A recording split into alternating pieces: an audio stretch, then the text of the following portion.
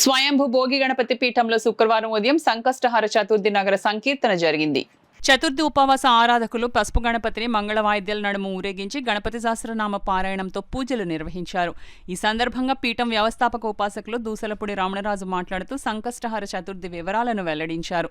అనంతలక్ష్మి, పద్మావతి, నాగమణి, వరలక్ష్మి, సత్యవేంకటలక్ష్మి, నాగమణి తదితరులు అఖండ దీపారాధనలో పాల్గొన్నారు. ఈ కలియుగం మొత్తంగా 4,36,000 సంవత్సరాల్లోనూ కూడా భగవన్నామంతో ఉన్నటువంటి జీవులు ఎవరైతే ఉన్నారో వారందరినీ కూడా సత్యయుగం వైపు నడిపించే బాధ్యతను కూడా ఆ సృష్టి స్వయంభు గణపతే చేపడతారు. ఆ విధంగా మరి సాక్షాత్తు విష్ణుమూర్తి స్వరూపమైనటువంటి ఆ యొక్క కలియుగ ఆది స్వయంభు శ్రీ వెంకటేశ్వర స్వామి వారి యొక్క క్షేత్రానికి పాదయాత్రగా వెళ్ళి వచ్చిన తర్వాత కాంస కవచ యజ్ఞధారణ జరిగినటువంటి సందర్భంలో ఈ యొక్క సంకష్టహార చతుర్థి మాసోత్సవాలు దిగ్విజయంగా జరుగుతున్నాయి.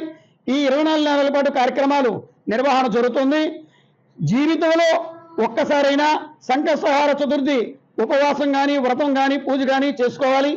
అదేవిధంగా మాఘమాసంలో ప్రారంభించి 24 నెలల పాటు దీన్ని కొనసాగించుకుంటే 14 తరాల పాటు గత పూర్వజన్మల ప్రారంభ కర్మల నుంచి కూడా పరిహారం కలిగి మరి ఈ సృష్టిలో ఎటువంటి అధర్మాలకి తావులేనటువంటి జీవితాన్ని గడిపేటువంటి భాగ్యం ఆ భగవంతుడి యొక్క కృపా కటాక్షాలతో కలుగుతుంది.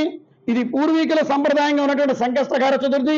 ఈ చతుర్థి ఉపవాసం కానీ పూజ కానీ చేయడం వల్ల సర్వదేవతల యొక్క యజ్ఞాలు, యాగాలు, హోమాలు చేసినటువంటి ఫలితాలన్నిటినీ కూడా ఈ చతుర్థి ద్వారా పొందవచ్చు.